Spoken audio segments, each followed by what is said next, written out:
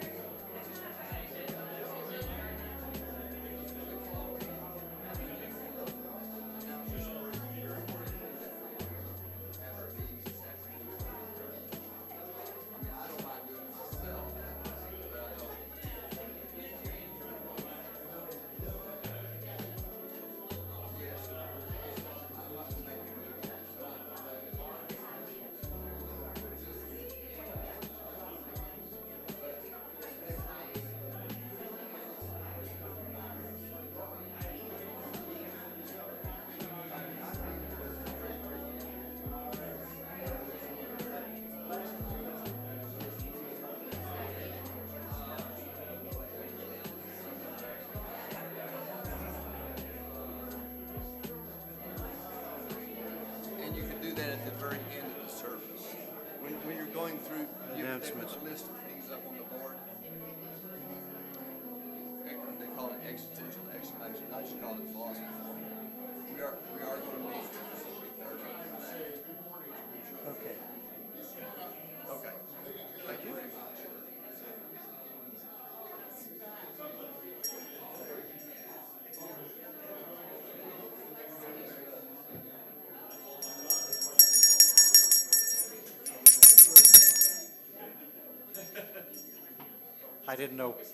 I didn't know which one to use. So, while you are still standing, let us recite our opening affirmation. Love is the doctrine of this church. The quest for truth is its sacrament, and service is its prayer. To dwell together in peace, to seek knowledge and freedom, to serve humankind in fellowship. For these high purposes do we unite in worship.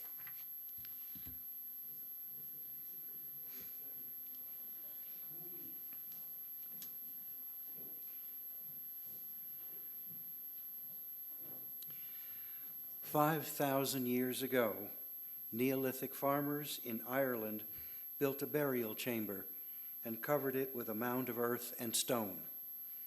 A stone-lined passage, 62 feet long, connected the tomb entrance to the burial chamber. This passage was aligned perfectly so that the rising sun on December 21st, the winter solstice, shone through a box above the entrance, down the passage, and illuminated the burial chamber. The light of the rising sun provided a comforting sign that the longest night had come to an end and a new season was beginning. As we light our chalice, we too should be reminded and comforted that the long dark will eventually come to an end, to be followed by a brighter day.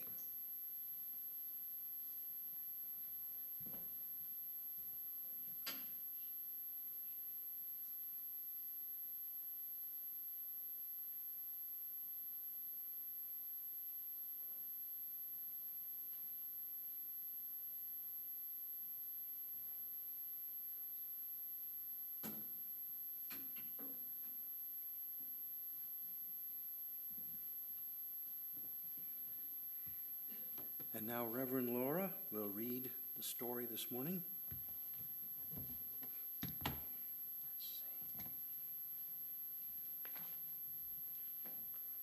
Good morning.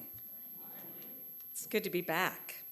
And I think about, so I was here 3 months ago in September, and then before that in June. So there's been a few things that have happened since then. But you all have been doing the good work, and I thank you for that. Keep doing it, and it's good to see you.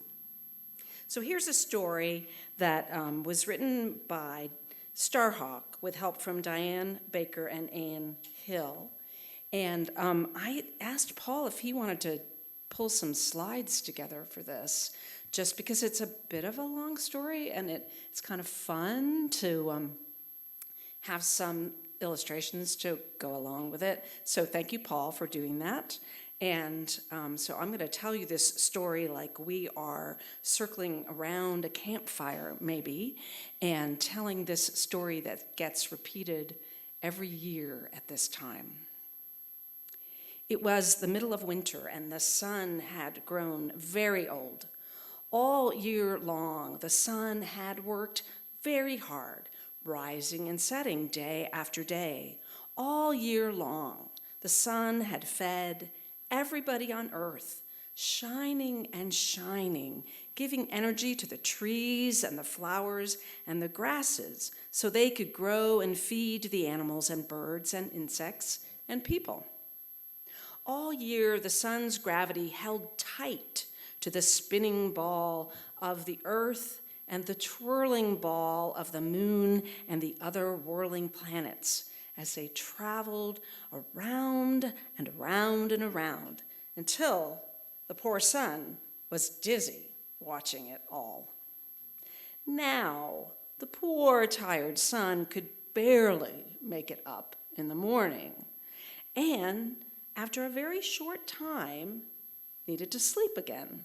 So the days grew shorter and the nights grew longer until the day was so short it was hardly worth getting up for. Night felt sorry for the sun. "Come to my arms and rest, child," she said. "After all, I am your mother. You were born out of my darkness billions of years ago, and you will return to me when all things end. Let me cradle you now as I shelter every galaxy and star in the universe." So night wrapped her great arms around the sun, and the night was very long indeed. "Why does the dark go on so long?" asked children all over the earth. "Won't the sun ever come back again?" "The sun is very tired," the old one said. "But maybe, if you children say thank you for all the things the sun does for us, the light may return in the morning." The children sang songs to the sun. They thought about all the things the sun gave them. And now in this story, there's a prompt that tells me I'm supposed to ask the children what they might have thanked the sun for. So now you have to pretend that you're children, or that maybe you once were children. Think way back with me. What do you think you would thank the sun for? Warmth? What? Okay, maybe we should just skip this part. I have answers here that I'll give. "Thank you for growing the lettuces and the corn and the rice and the wheat." they said. Thank you for growing the trees and the forests and the seaweed in the oceans and the krill that feeds the whales. Thank you for stirring the air and making winds that bring the rain. Every time a child said thank you, the sun began to feel a little warmer, a little brighter. Wrapped safely in the arms of night, the sun grew younger and younger. At last, the children had to go to bed. We will stay up and wait for the sun to rise again. We will, the old one said. Can't we stay up too, the children asked. You can try, but you will get too sleepy, the old one said. But you can light a candle, because all fire is a spark of the sun's fire. Put your candle in a very safe place and let it keep vigil for you as you sleep and dream of sunrise. So the children lit their candles and put them in very safe places, and each flame was a little spark of the sun's fire. And the sun peeped out from the arms of night and saw all the little fires and began to feel warmer and brighter and younger still. Early in the morning, the old ones woke the children. Together they climbed a high hill and faced to the east, the direction of sunrise. They sang songs to the sun and ran around trying to keep warm. They waited and waited to see what dawn would bring. The sky began to turn from black to indigo to blue. Slowly, the sky grew light. A golden glow crept over the horizon. Night opened her great arms, and in a burst of brightness, the sun appeared, new and strong and shining. For in the long night, the sun had rested well and grown young from the songs and the thanks of the children, young as a brand new baby born out of night once more. Everybody cheered and the children jumped up and down. The sun has returned, the sun is reborn, the people cried, and they danced and sang to celebrate the birth of a new day. And then they went home to breakfast. And that's the end.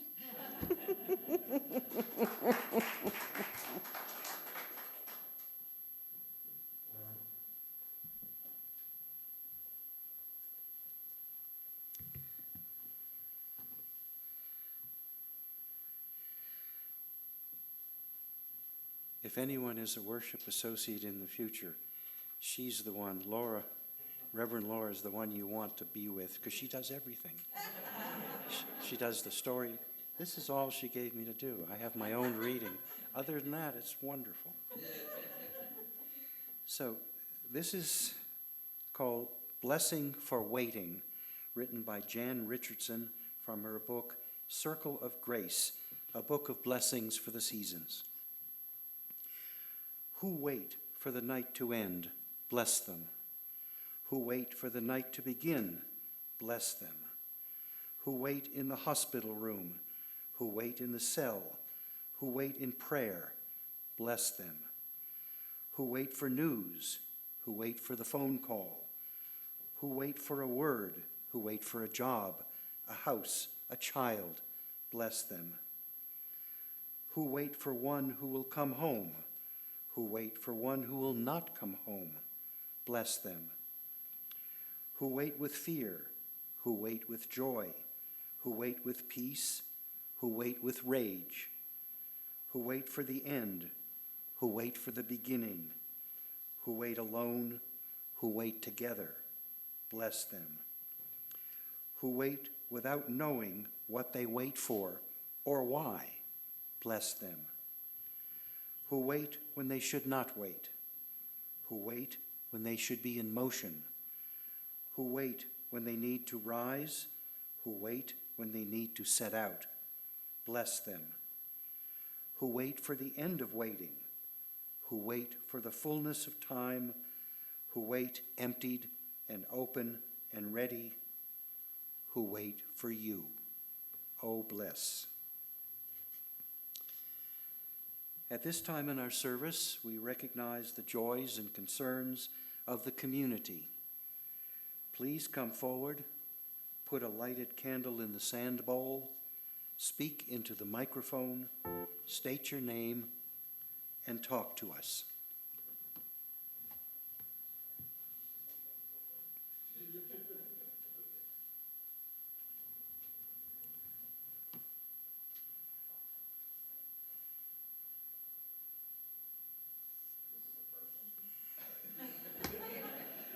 Well, in that case, I will light one, not one final candle, I will light one and only candle for the joys and concerns not shared today, but still deeply felt in our hearts.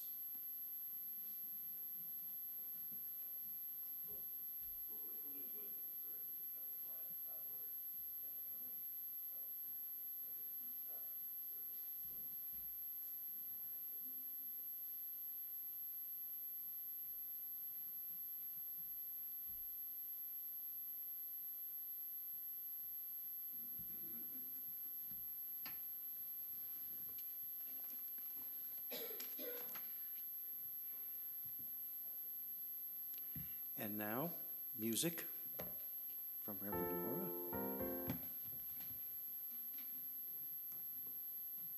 I wanted to introduce it first. Is that okay? Okay.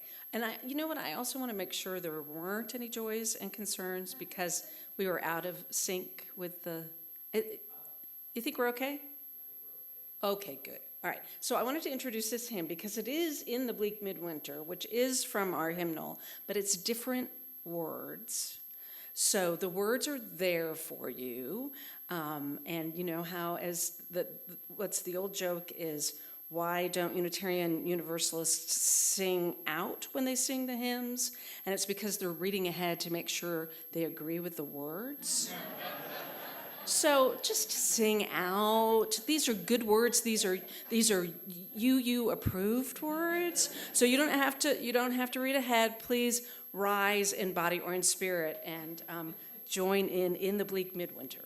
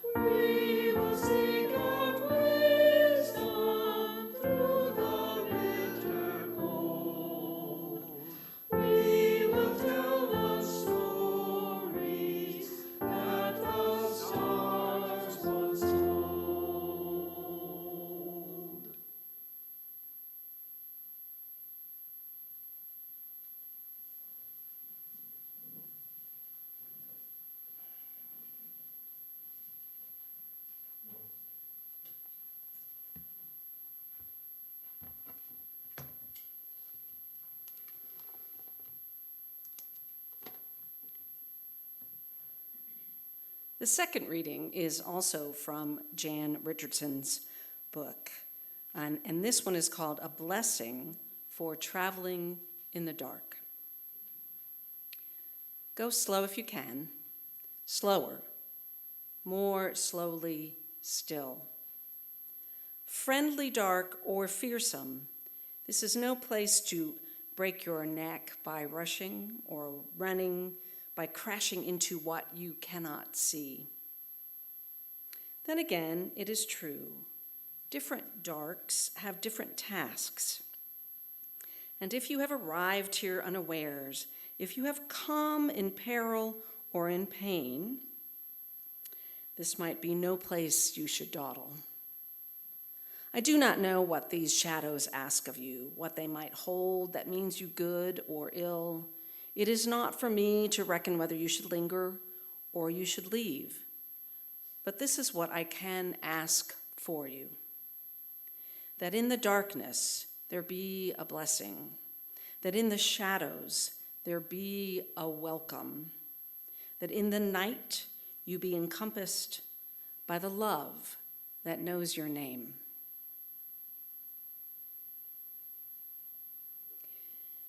Please join me now in a moment of meditation, prayer, and a little bit of silence.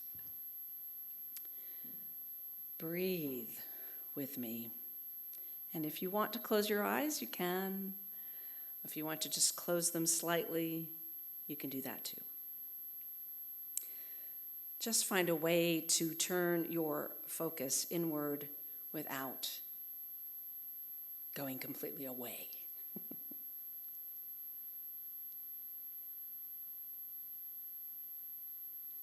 Staying here in this moment now in this growing darkness until we reach the winter solstice when the light comes back. Notice how fact and metaphor get mixed up in this season of darkness. It is a dark time, really, because we drive home from work in the dark where we might not have before, or drive in the morning in the dark where we might not have before. The days are shorter. That's a fact. And it also feels like a dark time as we wait for what comes next in the new year.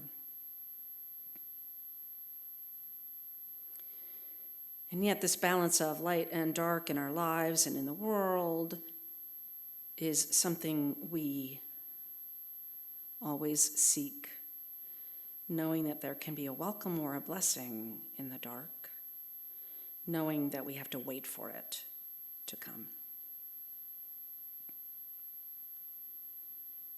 And so as we wait in this season of waiting, know that we wait together. We are not alone in this darkness, in this dark time. We have each other.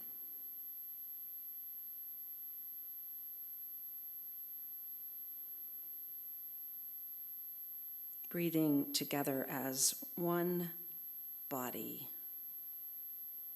Let's just rest for a moment in silence.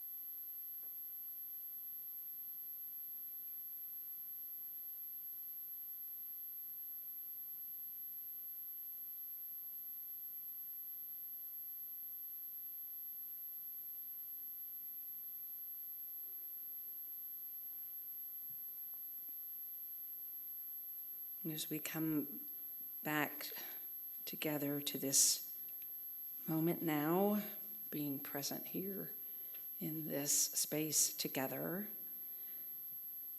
we acknowledge and bless all that has come to us during this time. And we say amen and blessed be.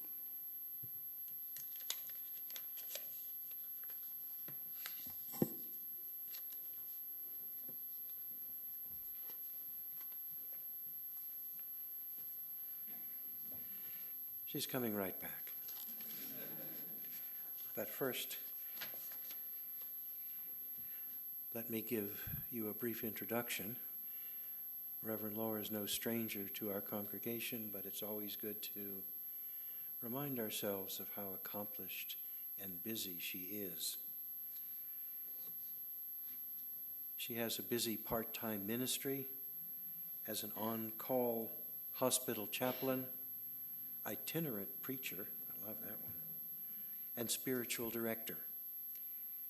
She also works part-time as the part-time Faith Forward coordinator for First Unitarian Church of Dallas, a membership development program available by subscription to all UU congregations. Twice a week, she and her husband Frank provide child care for their grandchildren, 3-year-old twins, Rose and James. Lora previously served congregations in Utah, Idaho, and California.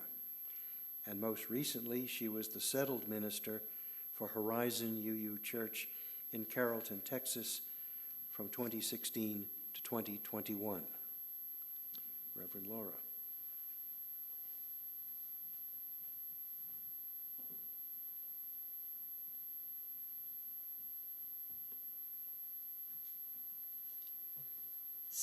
So when I first started visiting with you, has it been a couple of years now?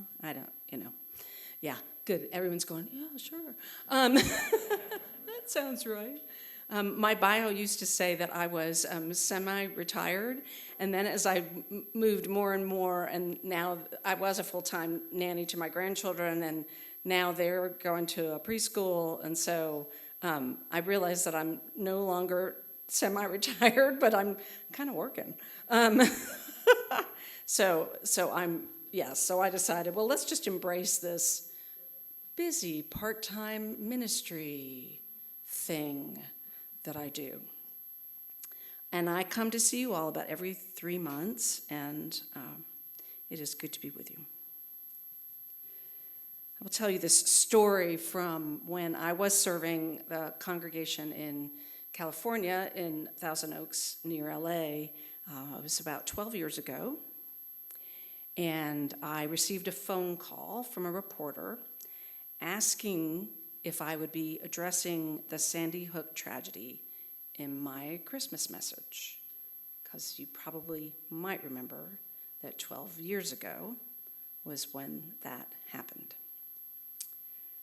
The reporter was interviewing local clergy, and having grown up a Unitarian Universalist, she was eager to include our approach to the tragedy during what is supposed to be a joyful time of year. Her words.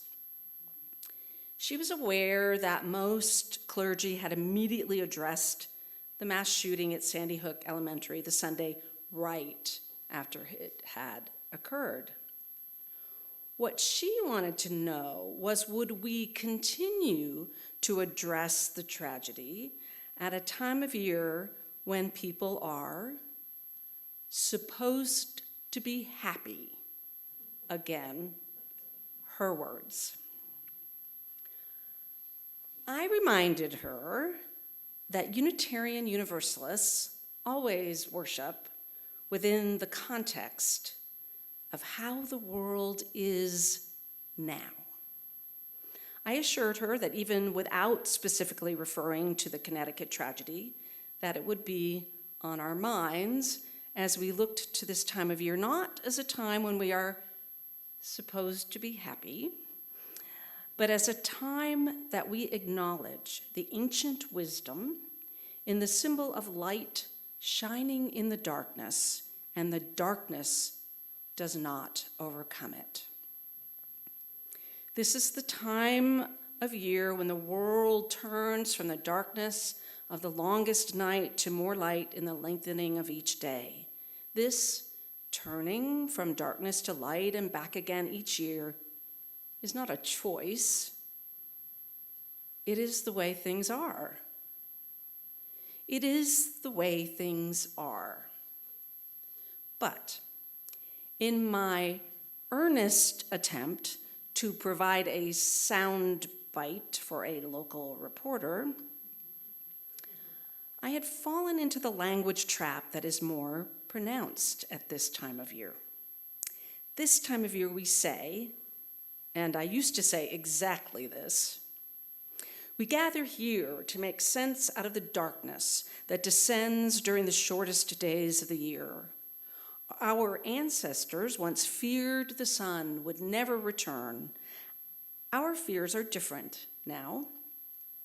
Knowing that the days gradually lengthen and the light moves in and out of balance with the darkness, we instead fear the darkness that descends from injustice, brutality, and abuse. We fear the darkness hiding in the deep shadows of the human heart. We fear each other and our own powerlessness.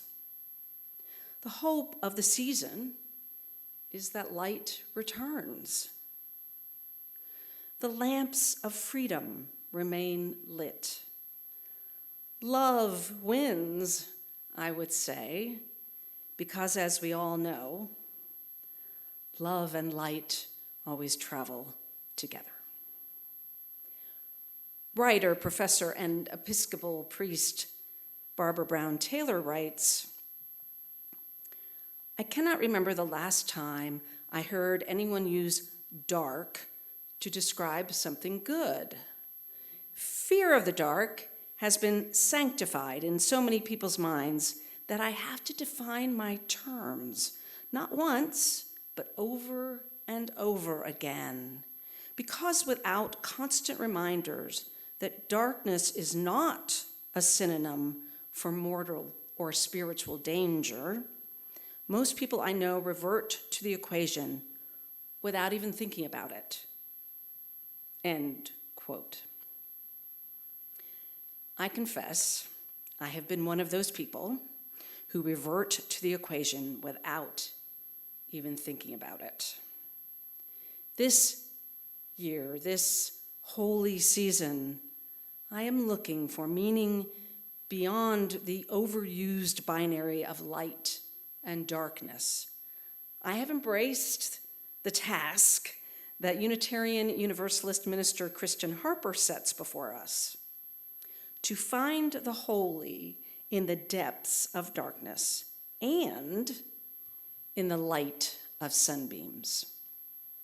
In her book, The Darkness Divine, A Loving Challenge to My Faith, Reverend Dr. Harper shifts between personal essays and poetry to examine how the damaging equation of darkness as evil reinforces white supremacy culture. She tells her story about how it has been for her as a Black woman minister serving our faith for more than 20 years. Now, it is not for me to tell her story. I encourage you to read her book. I also encourage you to consider how you use the word dark and the concept of darkness. How has fear of the dark been sanctified for you? Do you revert to the common equation that darkness is a synonym for mortal or spiritual danger? If you do, you are not alone.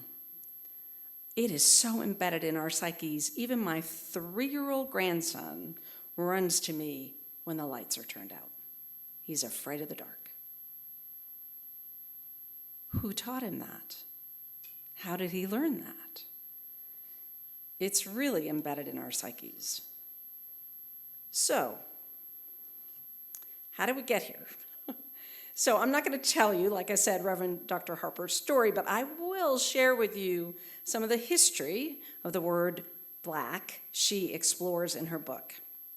She points out that it was sometime in the 1300s that black became associated with sin and sorrow in English-speaking countries. By the mid-1400s, when the doctrine of discovery was used to justify colonization, black was used to mean terrible, wicked, without moral or spiritual light. Africans and other indigenous people were characterized as wicked and without moral or spiritual light. In Harper's analysis, this was the beginnings of the denigration of blackness and of darkness. In order to appreciate the fullness of life, we need to relearn the value of darkness. And I think this is a perfect time of year to relearn the value of darkness. It is the perfect time of year to appreciate the holy darkness.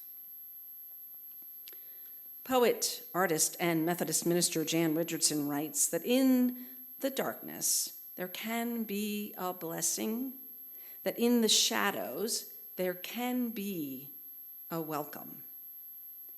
In her book of seasonal blessings, she writes about darkness and light, sometimes having this struggle with this concept of when is darkness holy, when is it to be feared, and you can see her working through that. She also writes about waiting. She writes, who wait with fear, who wait with joy, who wait with peace, who wait with rage, who wait for the end, who wait for the beginning, who wait alone, who wait together. Bless them. The Christian season of Advent is about waiting. It is about waiting in the dark. It is a darkness that is filled with potential, if only we are willing to wait. This year, our waiting is overshadowed by what we fear may be coming next year. It is tempting to dump all that fear into a darkness defined by mortal or spiritual danger. It is difficult just to sit here and wait this year. Our Unitarian ancestor Charles Dickens declared a timeless truth when he wrote, "It was the best of times, it was the worst of times. It is always the best of times and the worst of times. For someone, there is always cause to despair. There is always cause to hope. A child is born, a seed is planted. Hope is born in the dark. We just have to wait." It is a dark season. That's a fact, not a metaphor. We don't experience this period of shortened days and long dark nights like our ancestors did, but we remember. We remember what it is to fear a world without warmth, a world without light. What if the light disappeared altogether? The ancient ones wondered. What if the sun never came back? We no longer live with the uncertainty of the longest days, but we live with the uncertainty of not knowing what comes next. Now, Buddhists push back against hope that thinks it knows what comes next. Buddhists counsel uncertainty and impermanence instead. Yes, we can change the world, and yes, the world will change anyway. Uncertainty and impermanence become the basis of our hope. It is the best of times It is the worst of times. It is always the best of times. It is always the worst of times. With hope, we act, we risk, we speak. You act, you risk, you speak. I know you do. And sometimes all we can do is wait. Sometimes all we should do is wait until the darkness reveals its gifts to us. Its potential can be the birthplace of hope. Now, just as I have confessed to you that I have been one of those people who revert to the equation that dark equals bad and light equals good, I will now confess to you that I don't like Christmas very much. It has something to do with what the reporter asked me 12 years ago. How could we face tragedy, she wondered, at a time when we were supposed to be happy? How could we acknowledge pain at such a joyful time of year? This is why I've never been a big fan of Christmas. Why all this forced joy? What's wrong with feeling both sorrow and joy during this dark time of year? After all, Christmas is often a sad time when we are reminded of those no longer at the table. For many, this year is first Christmas, the first without a loved one, and their absence sings louder than one more verse of Jingle Bells or Have Yourself a Merry Little Christmas. We are taught not to go there, to stay away from difficult emotions, to fear the dark, and to stay in the light no matter what. But there are blessings waiting for us in the dark of our most difficult emotions. It is important that we go there. It is important that we discover what we do not know about ourselves. Barbara Brown Taylor calls a spirituality that stays on the sunny side of faith full solar spirituality. Full solar spirituality divides the dark from the light, dumping all that is bad and evil into the dark category and all that is righteous and good into the light category. This is the perfect time of year to confront full solar spirituality and embrace holy darkness. Consider this part of the Christmas story. The shepherds are tending their flock by night, but it's not until the angel shows up in a blaze of light that they become afraid. We light candles in the darkness and extol the virtues of a miraculous light that cannot be overcome by the dark. Yet, the dark cannot exist without the light.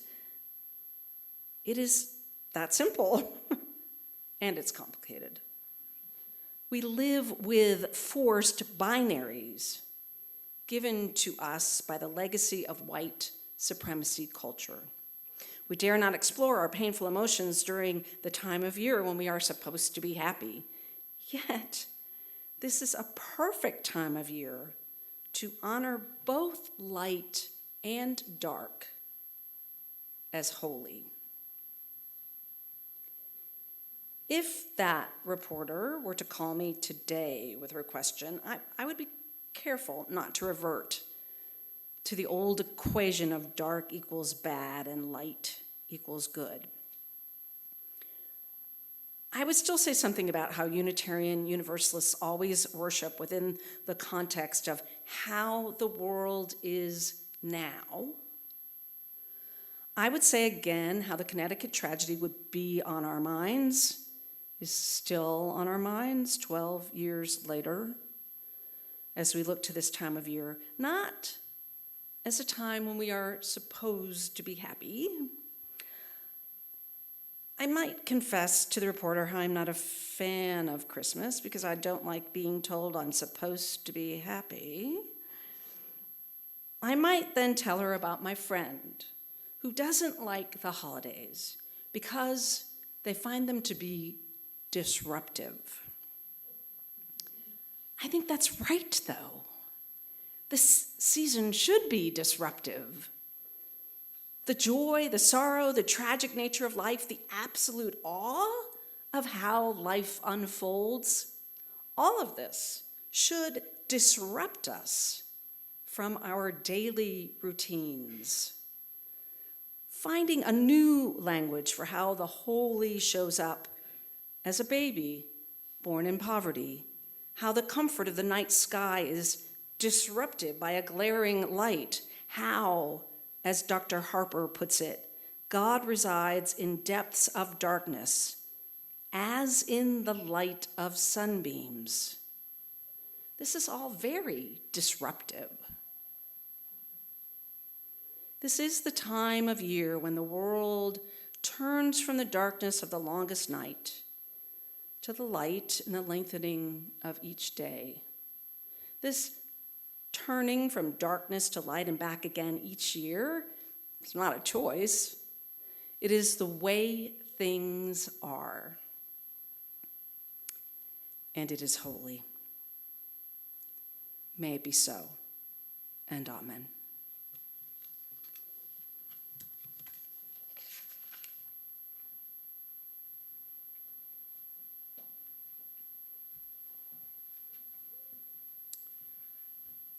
Thank you.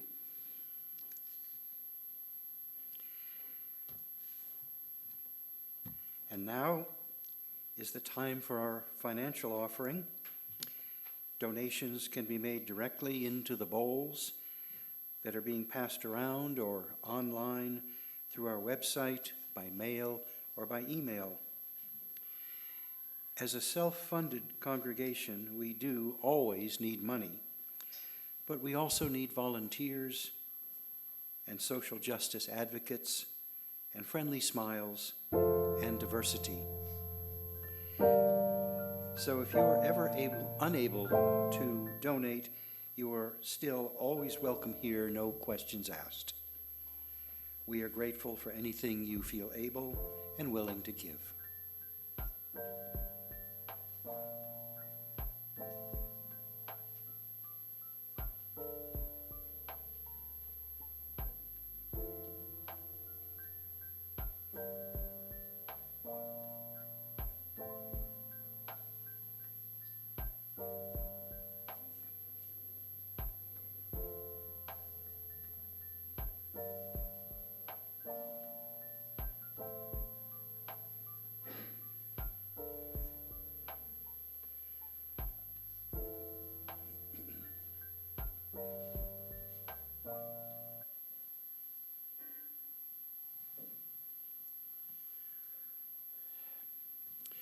Going to have to keep a cool head with these announcements because they're all over the place.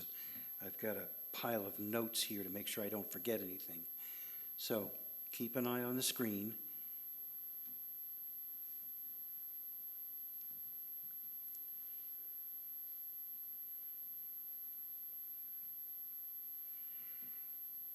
These are our recurring activities, and I won't go through them individually. They are printed in your order of service, but Ken asked me specifically to remind everyone that the EE, the philosophy group, will be meeting today at 3:30.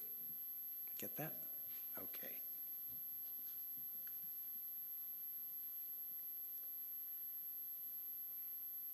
Our upcoming services are always printed in the newsletter. You can keep track of those.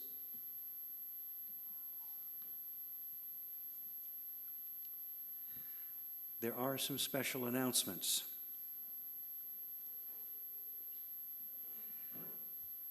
Following this service, there will be a board meeting, and you're all welcome to attend. Begins about 12:15, and there's always open floor for about 15 minutes. This will also be the last board meeting with some of the current officers and trustees, so you might want to send them off in a good way. Also, here is a very special announcement. One of our newest members, Call Me Ark, has organized a movie event immediately following the board meeting today. Unfortunately, there's been no notice about this, but he hopes that many of you will stay and enjoy a screening of The Snows of Kilimanjaro. And Ark, in his immense generosity, will be providing pizza for those of you that will be enjoying the movie. All he asks is that if you intend to stay, that you talk to him. Raise your hand, sir. If you can just mention, we'll go to order one non-vegetarian, one veggie pizza. So can tell me how many would want pepperoni and sausage. If you can raise the hand, then get that. And then we'll also get, I think, green pepper and mushrooms. There you go.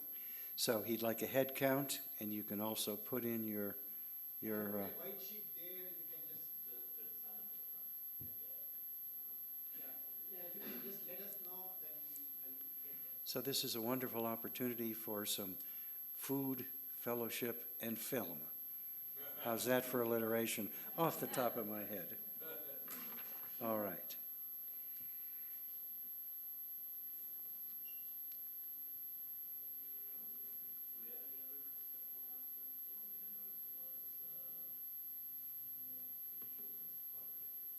Did you see this one? Yeah. Yes, please, before you leave, go out into the lobby and help our children raise some money for good causes.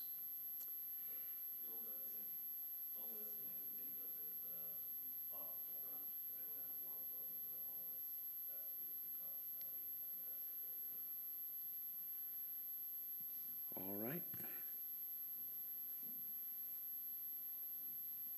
We have a picture? There we go. The light from the rising sun on December 21st illuminates the passage in the Irish tomb for only 17 minutes. Then it is extinguished, and the burial chamber is dark again. But the light will return on the next winter solstice, bringing comfort and hope. It always does. So now we extinguish our chalice, knowing that its light will shine again when we come together again, as we always do.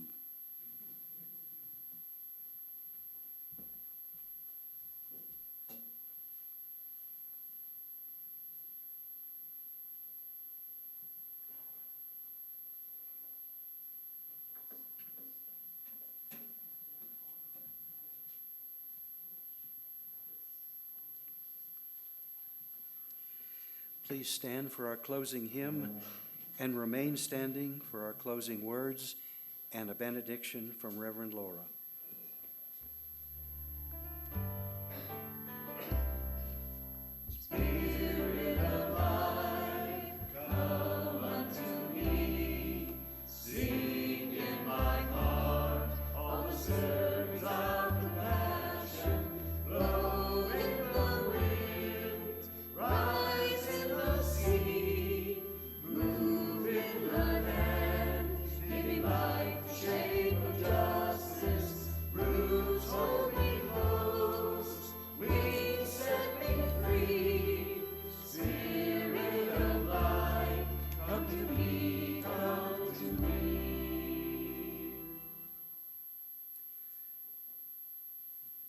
May the fellowship of our touch and move our lives until we come together.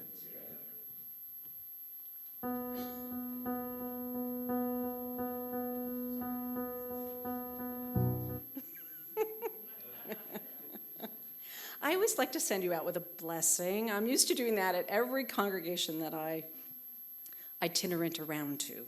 So, as you go forth into this season, turning from dark into light. It's okay to rest. It's okay to wait.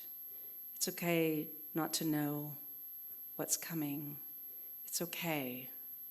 It is all right to be in the joy and the sorrow of this season. All of it is holy. Go in peace, blessed be, and amen.